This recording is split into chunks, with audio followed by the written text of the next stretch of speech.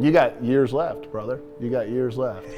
Yeah, it's a hard thing to ask for. Fate brought these two men together. Friendship kept them together. They even call each other brother. One man took 2 lives in the course of doing his job. The other gave a life-saving kidney to his father. And now that his remaining kidney is failing, it turns out his brother from a different mother is a perfect match. Right now, more than 110,000 people in the U.S. are waiting for a life-saving organ transplant. Most of them need a kidney.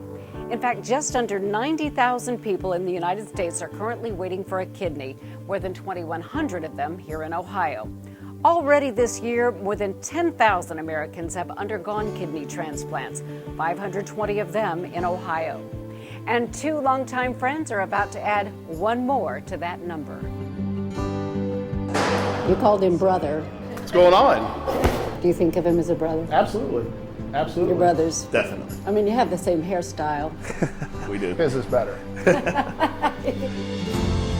The brotherly bond between Don Eric Black and Chris Cornwell goes back 25 years when they worked together at Newcomb's Tavern in the Oregon District. I was a bouncer there. He came on as a bouncer, and it was like this fast friendship pretty much from day one, really.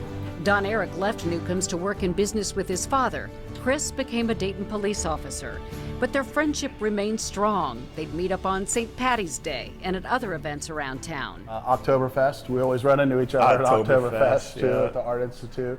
I mean, this guy walks in with this smile like he has right now. I'm not even looking, I can just tell he's got this smile. And you can be in a bad mood, you see this guy, and automatically you're just like, there's nothing wrong.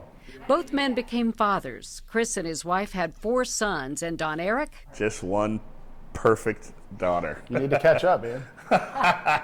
Busy lives that brought unforeseen challenges. I was shot in the line of duty May of 2003. I was also involved in a fatal shooting in that same incident. 5 years later, almost to the date, I was involved in another fatal shooting. Both shootings were justified. Still, Chris told me in 2019 he struggled with flashbacks and nightmares.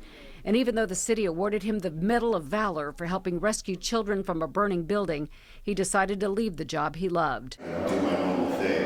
Meanwhile, Don Eric was dealing with issues of his own, primarily his father's health. So my father was a diabetic. He was on peritoneal dialysis for about 5 years. One day at dinner, just happened to say, hey, we had an appointment. Looks like I might need a kidney at some point. Would you be willing to donate? And I was like, sure, pass the peas. The transplant was successful, and his dad lived 14 more years. But during those years, Don Eric developed cardiomyopathy, which caused his heart to deteriorate to the point he needed a new heart.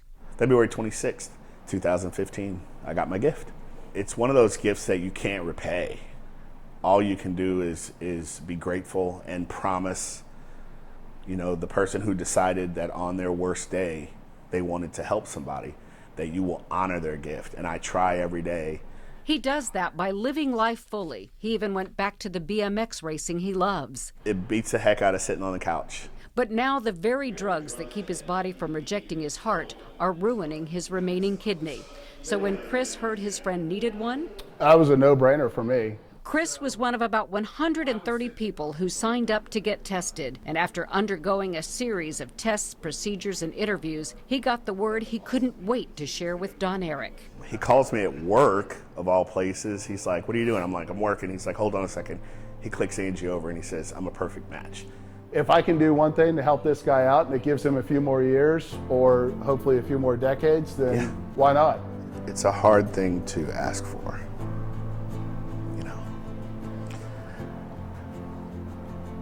I didn't want to do it.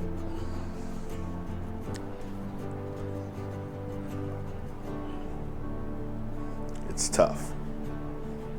This guy, I can't, it's hard to put into words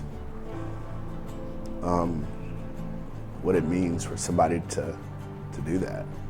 I'm just gonna continue to live a pretty amazing life, because of his generosity. They want their story to raise awareness about organ donation and to show, though we may look different on the outside, those differences are only skin deep. Like my blood type's the same as his, my kidney's a perfect match for him. So just because it's this on the surface doesn't mean that's not what's here or inside of us. We have more in common than anything else, you know. I think if people go into relationships or situations thinking of where can we connect, the world will be such a better place to be in. In Dayton, Cheryl McHenry, Newscenter 7.